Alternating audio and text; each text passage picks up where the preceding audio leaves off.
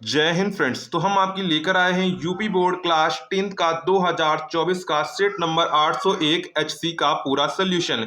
यहाँ पर हम लोग पेपर कोड 801 एचसी का पूरा सोल्यूशन देखने वाले हैं। ऑब्जेक्टिव से लेकर आपके जो वस्तुनिष्ठ प्रश्न हैं उनके सभी के सोल्यूशन आज किस वीडियो में हम देखने चाहते हैं। अगर आपका कोई दूसरा सेट है तो आप नीचे दिए गए डिस्क्रिप्शन नंबर पर अपना पेपर भेज सकते हैं। मैंने जितने भी पेपर अपलोड किए थे उसमें से 80% क्वेश्चंस इस पेपर में आपको देखने को मिले हैं। तो इसके लिए आपको करना क्या होगा, चैनल को सब्सक्राइब कर दीजिए, साथ में बेल आइकन को प्रेस कर दीजिए, जिससे मैं वीडियो मैथ और साइंस की अपलोड करूँ कि आपके पास नोटिफिकेशन पहुंच जाए और आप उसने अपनी अच्छी से तैयारी कर लें, जिससे आप आने वाला पेपर जो है अच्छे से कर सकें। तो यहाँ पर हम लोग 801 एचसी कोड का पूरा सोल्यूशन देखने वाले हैं। तो चलिए आज का वीडियो शुरू करते हैं। उससे पहले अगर आपने अभी तक चैनल को सब्सक्राइब नहीं किया है तो चैनल को सब्सक्राइब कर दीजिए, साथ में बेल आइकन को प्रेस कर दीजिए। अगर आप इसकी आंसर की पीडीएफ डाउनलोड करना चाहते हो तो आपको लिंक डिस्क्रिप्शन में मिल जाएगी, तो वहां से आप लोग उसको डाउनलोड कर सकते हैं। पहला क्वेश्चन है, चंद्रगुप्त रचना की विधा है। तो चंद्रगुप्त रचना की विधा आपको बतानी है। निबंध है, उपन्यास, नाटक, कविता। तो चंद्रगुप्त रचना की विधा क्या है? तो चंद्रगुप्त रचना की विधा है नाटक है। क्या है? नाटक। ऑप्शन सी आपका यहाँ पर करेक्ट हो जाएगा। इसके बाद नेक्स्ट है, दीप जले शंख बजे के लेखक हैं। तो दीप जले शंख बजे के लेखक हैं कन्हैयालाल मिश्र प्रभाकर, शांति प्रिय द्विवेदी, रामवृक्ष बेनीपुरी, देवेंद्र सत्यार्थी। तो यहाँ पर हो जाएगा कन्हैयालाल मिश्र प्रभाकर। क्या हो जाएगा? कन्हैयालाल मिश्र प्रभाकर। ऑप्शन ए आपका करेक्ट हो जाएगा। इसके बाद नेक्स्ट है, शुक्लोत्तर युगीन लेखक हैं। तो शुक्लोत्तर युगीन लेखक हैं विनय मोहन शर्मा, मनु भंडारी, उपेंद्र नाथ अस्क, सत्येंद्र द्विवेदी। तो यहाँ पर शुक्लोत्तर युगीन लेखक कौन है? उपेंद्र नाथ अस्क हैं। कौन है? Upendra Nath ask. Option C आप यहाँ पर करेक्ट कर लेंगे। यहाँ पर एक बार आप लोग इसके दोबारा रीचेक कर लीजिएगा इस क्वेश्चन को। इसके बाद क्वेश्चन नंबर 4 है, हजारी प्रसाद द्विवेदी लेखक हैं। तो हजारी प्रसाद द्विवेदी लेखक हैं पानी के प्राचीर के, आपकी बंटी के, बूंद और समुद्र के, बाण भट्ट की आत्मकथा के। तो यहाँ पर आचार्य हजारी प्रसाद द्विवेदी जो लेखक हैं वो किसके हैं?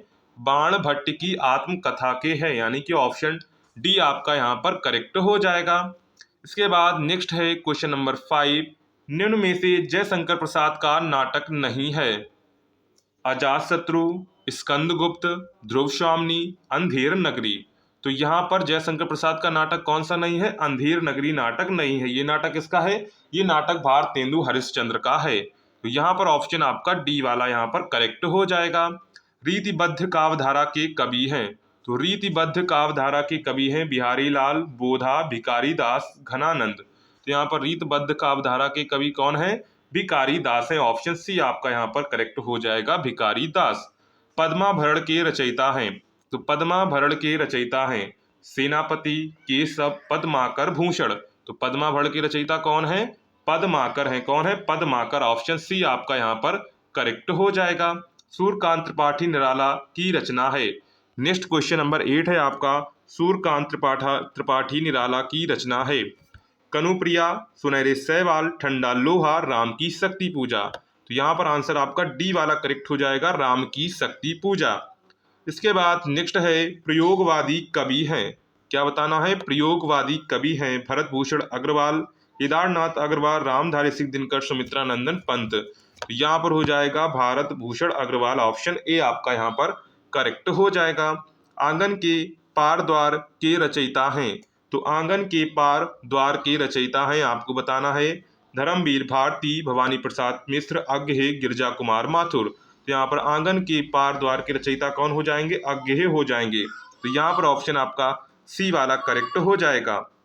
इसके बाद नेक्स्ट है, कड़ु रस का स्थायी भाव है। तो ये सिंपल सा क्वेश्चन था, तो आप लोग यहाँ पर कर लिया होगा। कड़ु रस का स्थायी भाव क्या होता है? शोक होता है। ऑप्शन बी आपका यहाँ पर करेक्ट हो जाता है। कौन सा करेक्ट हो जाता है? ऑप्शन बी, शोक। इसके बाद नेक्स्ट है, चरण कमल बंदौ हरिराही में प्रयुक्त अलंकार है। तो चरण कमल बंदौ हरिराही में प्रयुक्त अलंकार है उपमा, उत्प्रेक्षा, रूपक, यमक। तो यहाँ पर क्या था? चरण कमल बंदौ हरिराही में कौन सा अलंकार है? रूपक अलंकार है। कौन सा अलंकार है? रूपक अलंकार है। तो यहाँ पर ऑप्शन आपका सी वाला करेक्ट हो जाएगा। कौन सा करेक्ट हो जाएगा? ऑप्शन सी यहाँ पर आपका करेक्ट हो जाएगा। इसके बाद नेक्स्ट क्वेश्चन है, रोला छंद के प्रत्येक चरण में कितनी मात्राएं होती हैं? तो रोला छंद के प्रत्येक चरण में आपकी होती हैं 24-24 मात्राएं होती हैं। कितनी कितनी मात्राएं होती हैं? 24-24 मात्राएं होती हैं। तो यहाँ पर ऑप्शन ए आपका करेक्ट हो जाएगा। इसके बाद है नेक्स्ट है अभ्यागत में उपसर्ग है। तो अभ्यागत में उपसर्ग है, ये आपको बताना है अनु, अपि, अव, अभि। तो ये अभ्यागत में उपसर्ग कौन सा हो जाएगा? तो अभ्यागत में आपका उपसर्ग हो जाएगा अभि उपसर्ग हो जाएगा। कौन सा उपसर्ग हो जाएगा? अभि उपसर्ग हो जाएगा। तो यहाँ पर ऑप्शन कौन सा करेक्ट हो जाएगा? तो यहाँ पर ऑप्शन नंबर आपका डी वाला करेक्ट हो जाएगा। कौन सा करेक्ट हो जाएगा? ऑप्शन डी आपका यहाँ पर करेक्ट हो जाएगा। नेक्स्ट है नील कमल में समास है। क्या है? नील कमल में समास है। द्वंद्व समास है, द्विग समास है, कर्मधारय समास है, बहुव्रीहि समास है। तो नील कमल में समास कौन सा है? तो नील कमल में कर्मधारय समास है। कौन सा समास है? कर्मधारय समास है। तो यहाँ पर ऑप्शन आपका कौन सा करेक्ट हो जाएगा? तो यहाँ पर ऑप्शन नंबर आपका सी वाला करेक्ट हो जाएगा, कर्मधारय समास। कौन सा हो जाएगा? कर्मधारय समास। योगी शब्द का तद्भव शब्द होगा। तो योगी शब्द का तद्भव शब्द होगा, यहाँ पर आपको दिए गए हैं जोगी, युगी, जोगी, इनमें से कोई नहीं। तो योगी शब्द का तद्भव शब्द क्या होगा? जोगी होगा। क्या होगा? जोगी। तो यहाँ पर ऑप्शन कौन सा करेक्ट हो जाएगा? तो यहाँ पर ऑप्शन नंबर आपका ए वाला करेक्ट हो जाएगा, जोगी। इसके बाद नेक्स्ट है युष्मद शब्द की सप्तमी विभक्ति एक वचन का रूप है। तो युष्मद शब्द की सप्तमी विभक्ति एक वचन का रूप होगा तव, त्वत, त्वयि, तुभ्यम। तो यहाँ पर क्या हो जाएगा? त्वयि हो जाएगा। क्या हो जाएगा? त्वयि हो जाएगा। तो यहाँ पर ऑप्शन नंबर कौन सा करेक्ट हो जाएगा? तो यहाँ पर ऑप्शन नंबर सी वाला आपका करेक्ट हो जाएगा। इसके बाद है रचना के आधार पर वाक्य के कितने भेद होते हैं, आपको बताने हैं कि रचना के आधार पर वाक्य के कितने भेद होते हैं। 8 होते हैं, 3 होते हैं, 4 होते हैं, इनमें से कोई नहीं। तो ये सारे क्वेश्चन से आपको OMR सीट पर भरने थे, तो आपने अच्छे से भरे होंगे। तो यहाँ पर इसके कितने भेद हैं? इसके टोटल 3 भेद हैं। कितने भेद हैं? टोटल यहाँ पर 3 भेद हैं। इसके बाद है भाववाच्य में प्रधानता होती है। तो भाववाच्य में प्रधानता होती है कर्ता की, कर्म की, क्रिया की, इनमें से कोई नहीं। तो भाववाच्य में किसकी प्रधानता होती है? क्रिया की प्रधानता होती है। किसकी प्रधानता होती है? क्रिया की प्रधानता होती है। यहाँ पर ऑप्शन सी आपका यहाँ पर करेक्ट हो जाएगा। अविकारी शब्द है। तो अविकारी शब्द है, आपको यहाँ पर बताना है इंद्र है, गाय है, आप है, यथा संभव है। तो यहाँ पर कौन सा राइट आंसर हो जाएगा? ऑप्शन डी आपका करेक्ट हो जाएगा, आप। क्या हो जाएगा? आप। तो यहाँ पर 20 आपके ऑब्जेक्टिव क्वेश्चंस हो जाते हैं। इसके बाद वर्णनात्मक प्रश्न भी आप देख लीजिए कि किसमें से कौन सा पार्ट से क्या गद्यांश आया था। तो यहाँ पर क्या है? कुसंग का ज्वर सबसे भयानक होता है, यह केवल नीति और शुद्ध वृत्ति का ही नाश नहीं करता बल्कि बुद्धि का भी क्षय करता है। किसी युवा पुरुष की संगति यदि बुरी होगी तो वह अपने पैरों पर चक्की के समान होगी, उसी दिन दिन अवनति के गड्ढे में गिराती जाएगी, और यदि अच्छी होगी तो सहारा देने वाले बाहु के समान जो कि निरंतर उन्नति की ओर ले जाएगी। तो प्रस्तुत गद्यांश का संदर्भ लिखना था। तो ये आपके लिया गया था मित्रता पाठ से। किससे लिया गया था? मित्रता पाठ से आपके लिया गया था। और इसके लेखक कौन थे? इसके लेखक थे आपके आचार्य रामचंद्र शुक्ल थे। कौन थे? आचार्य रामचंद्र शुक्ल थे। तो यहाँ पर सिंपल सा आपका आ गया था, आचार्य रामचंद्र शुक्ल से आ गया था। रेखांकित अंश की आपको व्याख्या करनी थी, आपने कर ली होगी। सुदृढ़ बाहु का मतलब क्या होता है? क्या होता है? सुदृढ़ बाहु। सुदृढ़ मीन्स मजबूत भुजाएं। क्या होता है? मजबूत भुजाएं।